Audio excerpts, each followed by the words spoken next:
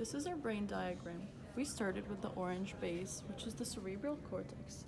It's responsible for complex mental functions like thinking and planning ahead. The brainstem over here in purple, it's the oldest part of the brain and it's responsible for automatic survival actions. The medulla is responsible for involuntary reactions or actions like heart rate and respiration. The reticular formation over here is responsible for the sleep and wake cycle. The pons over here are responsible for respiration during the sleep cycle. The cerebellum over here controls the voluntary movements. The pink here is the thalamus. That is where all the sensory information except for smell is processed and sent to the cortex. The hypothalamus is this dark blue.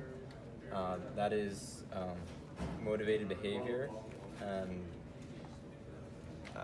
appetite and thirst and attitudes. The pituitary gland is this blue ball right here. That is the master gland that controls all the other glands of the body, and it is also responsible for growth. The hippocampus is this yellow. That is where learning occurs and long-term memories are stored. The amygdala is this dark green ball right here, and it is where we have the sense of fear and aggression. And then the corpus callosum is this, and that is what connects the two hemispheres and allows them to communicate. So first we have the frontal lobe here in front of the brain. The frontal lobe is involved with personality, intelligence, and the movement and the voluntary movement of skeletal muscles. We also have the parietal lobe, this dark blue in the back here. The parietal lobe is involved with sensory information processing. Similarly, we have part of the parietal lobe, we have the sensory cortex, this purple strip here. That's involved with the processing of information such as temperature, touch, and taste. It also allows us to tell the size, shape, and texture of an object with our sense of touch.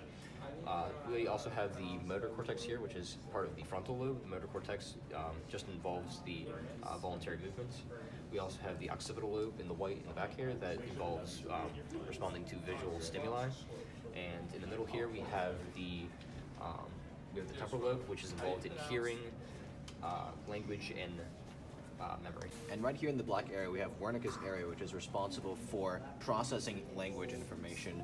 And then right here, we also have Broca's area, which is involved in producing speech and processing language as well. And then on top here, this yellow glob, we have the basal ganglia, which is involved in a lot of different processes, including eye movement, cognition, and decision making.